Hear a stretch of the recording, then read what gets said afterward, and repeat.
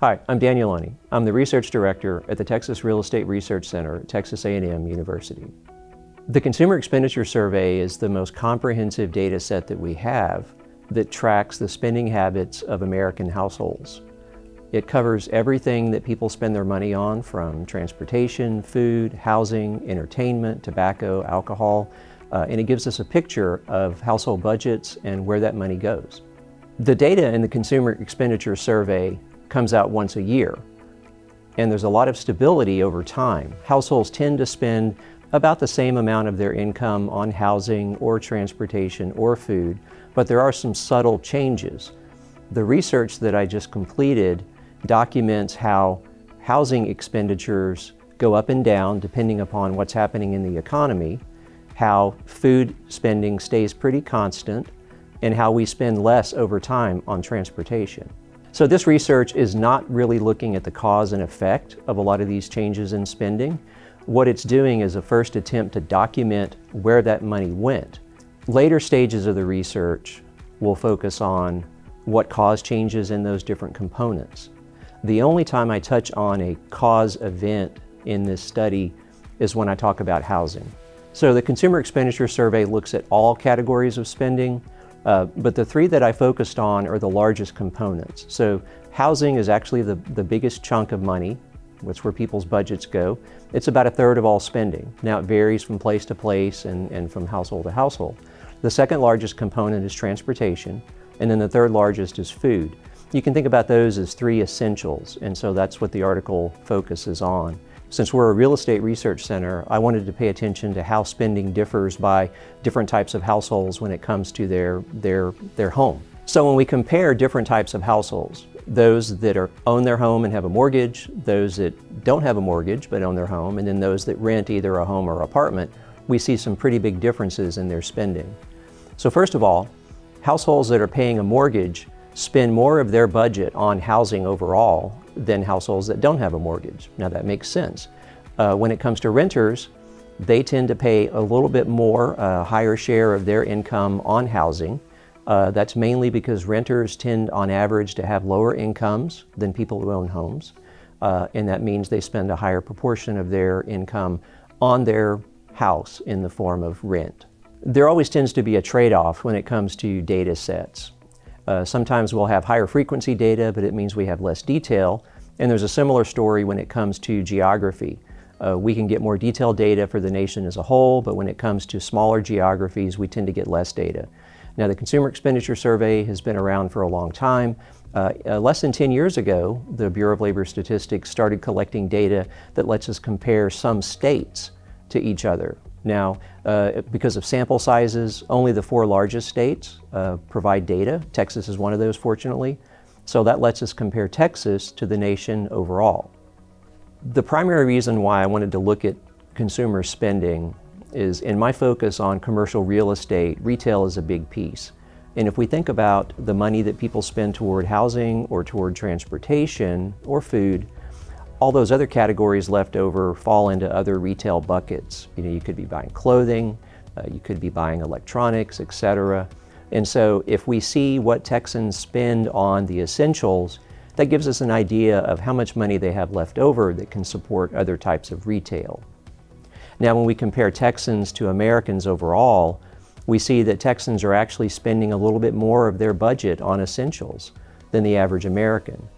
Now, what that implies is that there's less money left over to spend on everything else.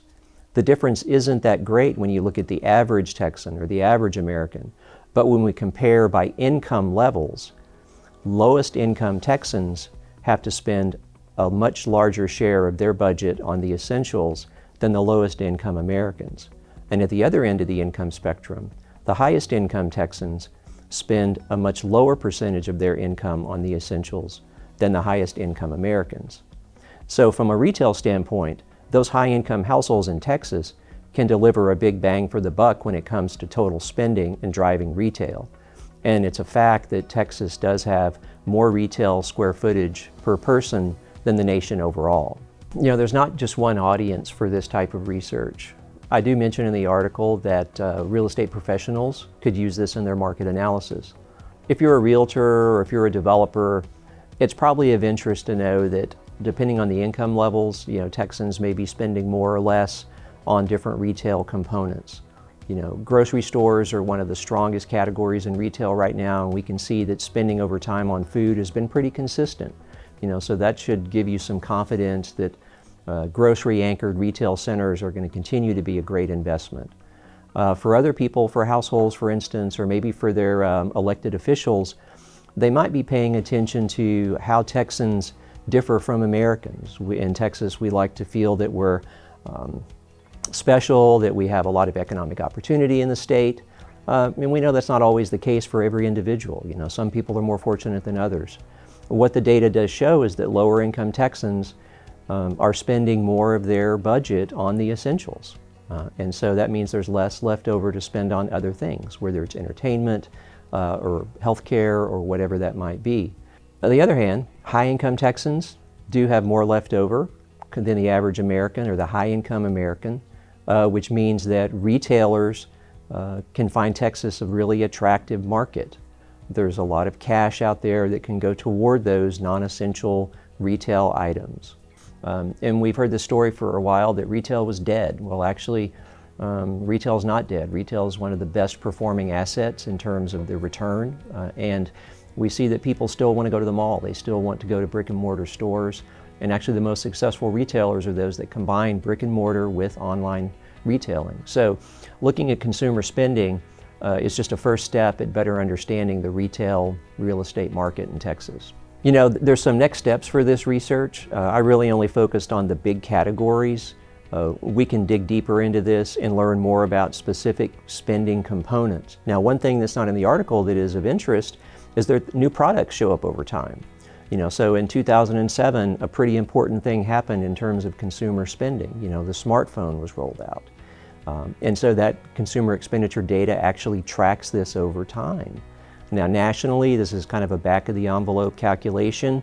Americans spend about $90 billion a year on smartphones and on data plans and things like that. That's things that we didn't spend money on back in the 1980s, the 90s, or even the early 2000s. So that money we put toward those products, we took that money away from spending on something else. And so you can see those shifts in spending, even though the big ticket items tend to be pretty consistent from year to year. Well, the Consumer Expenditure Survey is really important for doing a couple of things. I mean, it's sort of face value use is telling us what people spend their money on. Now, if we go a step further, those household spending patterns can be used to track inflation. And that's actually what the Bureau of Labor Statistics does with the Consumer Expenditure Survey. The Consumer Expenditure Survey is done every year based on data that's collected throughout the year from households around the country, whereas the Consumer Price Index is calculated every month based on a basket of goods. Now, what the government does is they look at the household spending behavior that comes from the spending survey, and they use that to change the weights in the Consumer Price Index. So just like the Consumer Expenditure Survey has a housing component or a transportation component or a food component, the CPI has all of those different pieces as well. And so if households over time spend more money on housing, the CPI eventually will be revised to reflect that. And so that's a really tight relationship between actual spending and what's happening to the changes in prices of those goods and services.